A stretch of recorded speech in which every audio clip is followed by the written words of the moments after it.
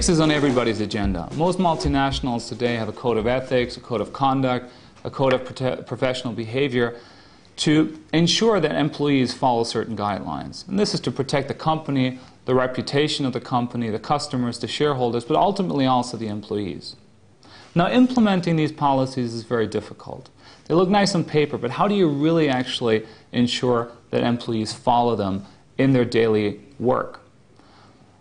A company called Borealis, a multinational chemical and plastics company, has come up with something really interesting. It's called an ethics decision tree. And we worked recently with another client where we implemented something similar for them.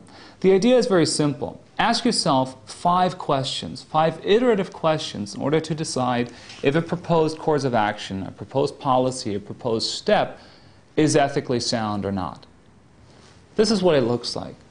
The first question you should ask yourself is what we call the courtroom test. Ask yourselves, is the proposed course of action legal in all the jurisdictions affected by it? If you're not sure, ask somebody in the legal department. Do not proceed right away. Only once you have clearance from the legal department or some other legal expert, you can move on to the next question. The second question is the values test. Is the policy or the proposed course of action consistent with the firm's values as established in its code of conduct or code of professional behavior? Again, if you're not totally sure, there's got to be a mechanism to get assurance, to talk to a compliance officer, to talk to a superior, to talk to a supervisor. Right? If you're sure the policy or the proposed course of action is consistent with the values of the company, move on to the next test, and that's the family test. Would you be comfortable telling a friend, a colleague, or a family member about what you're doing or what the company is doing? If you're not, a potential warning sign. You shouldn't proceed. You need to get reassurance first that this is really okay. If it is, if there wouldn't be a problem telling a friend, a family member, or a colleague about it, you can move on to the next test, and it's called the headline test. Would the company be comfortable if a story about what you're doing and what policy you're trying to implement made it onto the headlines? Were a big news feature. Now, obviously, sometimes companies have to do things that they wouldn't really want to see in the news, and they may still be ethically unobjectionable.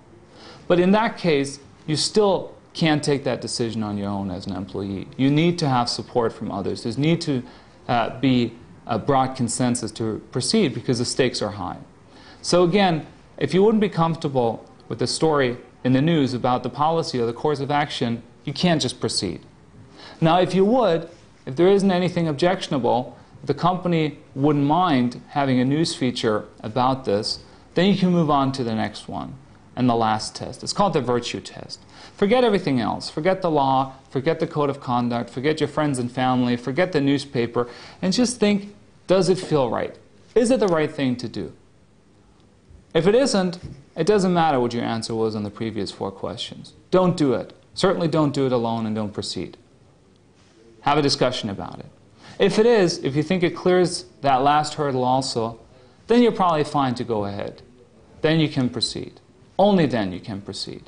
It's a very simple tool to really ensure that companies live up to what they say their values really are.